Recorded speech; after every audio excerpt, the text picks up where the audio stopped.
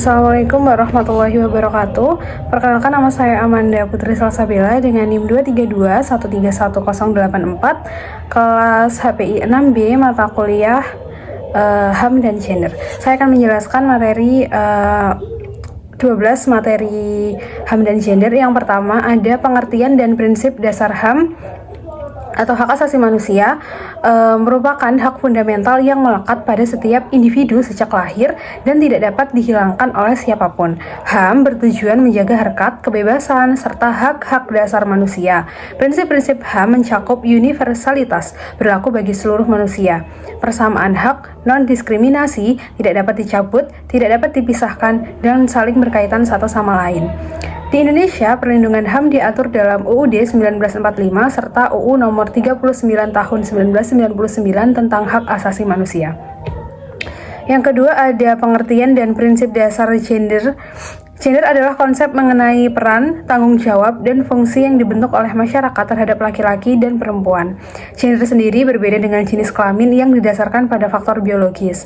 Prinsip-prinsip gender meliputi kesetaraan, keadilan, partisipasi, pemberdayaan, dan non-diskriminasi. Penerapan prinsip tersebut bertujuan menciptakan peluang yang setara bagi laki-laki maupun perempuan dalam berbagai bidang kehidupan. Yang ketiga ada sejarah perkembangan dan aliran feminisme. Feminisme sendiri merupakan gerakan yang berupaya memperjuangkan kesetaraan hak perempuan. Perkembangannya terbagi dalam 4 gelombang. Gelombang pertama berfokus pada hak pendidikan dan hak suara bagi perempuan. Gelombang kedua menekankan kesetaraan di bidang pekerjaan dengan hak reproduksi. Gelombang ketiga mengangkat keberagaman pengalaman perempuan dari berbagai latar belakang. Sementara itu, gelombang keempat memanfaatkan teknologi dan media digital untuk melawan diskriminasi serta kekerasan terhadap perempuan.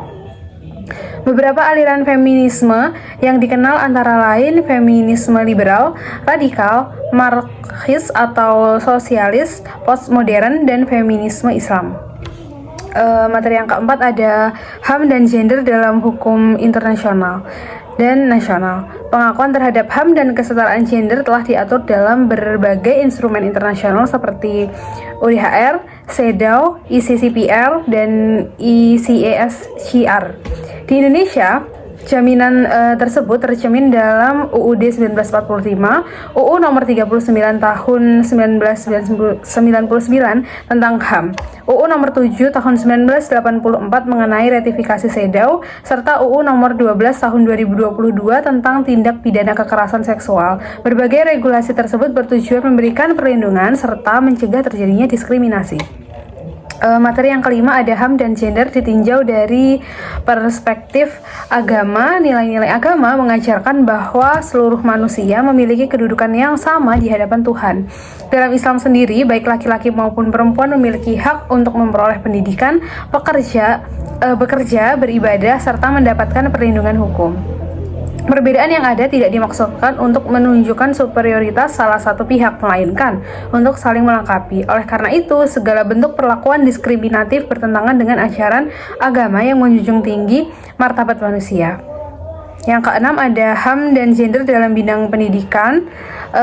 Pendidikan merupakan hak dasar setiap warga negara tanpa memandang jenis kelamin. Implementasi HAM dan gender dalam pendidikan dilakukan dengan memberikan akses, kesempatan, dan perlakuan yang sama kepada laki-laki maupun perempuan untuk belajar, berpartisipasi dalam kegiatan akademik, dan mengembangkan potensi yang dimiliki. Sistem pendidikan yang inklusif dan adil berperan penting dalam mengurangi kesenjangan gender di masyarakat. Nah, yang ketujuh ada HAM dan gender dalam kehidupan politik.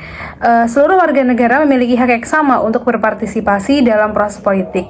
Bentuk partisipasi tersebut dapat berupa hak memilih, dipilih, menjadi anggota lembaga legislatif maupun menduduki jabatan publik. Kehadiran perempuan dalam ranah politik penting untuk menghadirkan perspektif yang lebih beragam dalam proses pengambilan keputusan. Namun berbagai hambatan seperti budaya patriarki dan stereotip gender masih menjadi tantangan dalam meningkatkan keterlibatan perempuan.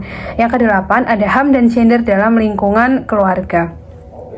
Keluarga merupakan tempat pertama bagi individu untuk belajar mengenai penghormatan terhadap hak dan kesetaraan. Setiap anggota keluarga memiliki hak dan kewajiban yang harus dihormati satu sama lain. Penerapan nilai HAM dan gender dalam keluarga dapat diwujudkan melalui pembagian peran yang seimbang, penghormatan terhadap hak-hak anak, serta mencegah kekerasan dalam rumah tangga.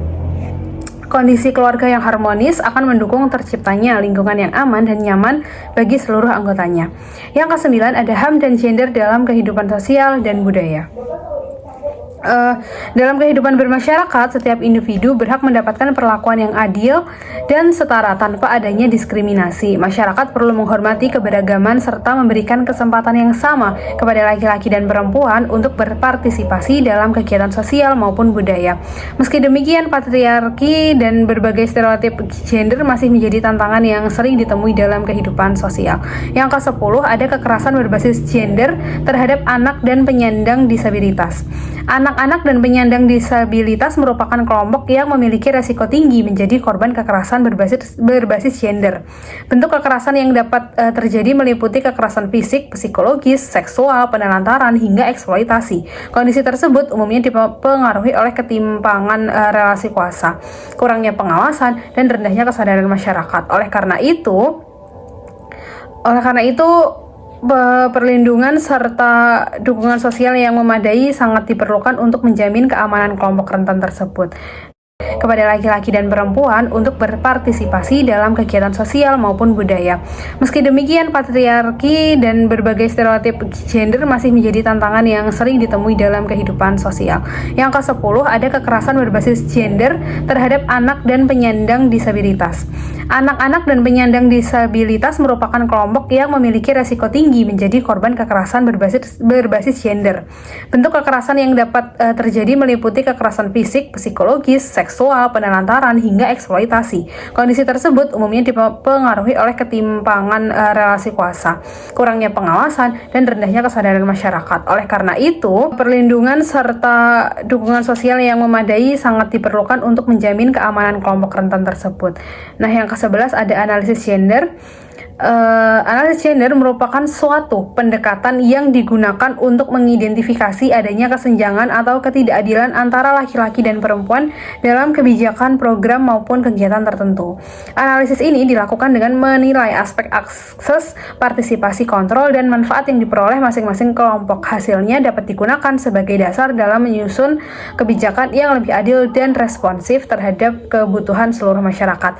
Yang terakhir ada safeguarding sebagai upaya pencegahan kekerasan. Safeguarding adalah serangkaian langkah perlindungan yang bertujuan mencegah terjadinya kekerasan, pelecehan, eksploitasi, maupun tindakan lain yang merugikan kelompok rentan. Penerapannya dapat dilakukan melalui pendidikan dan sosialisasi pengawasan yang efektif, penyediaan saluran pengaduan, serta peningkatan kesadaran masyarakat. Konsep safeguarding penting diterapkan di lingkungan keluarga, sekolah, perguruan tinggi, organisasi, maupun masyarakat guna menciptakan ruang yang aman dan bebas dari kekerasan. Kesimpulan materi mengenai HAM dan gender memiliki keterkaitan yang erat dalam upaya mewujudkan kehidupan yang menjunjung tinggi martabat manusia.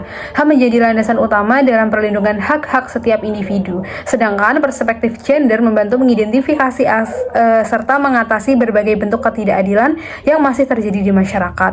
Melalui penerapan prinsip-prinsip tersebut dalam pendidikan, politik, keluarga, kehidupan sosial, dan sistem perlindungan yang efektif, diharapkan tercipta masyarakat yang lebih setara, inklusif, dan terbebas dari diskriminasi maupun kekerasan. Sekian penjelasan materi dari saya. Wassalamualaikum warahmatullahi wabarakatuh.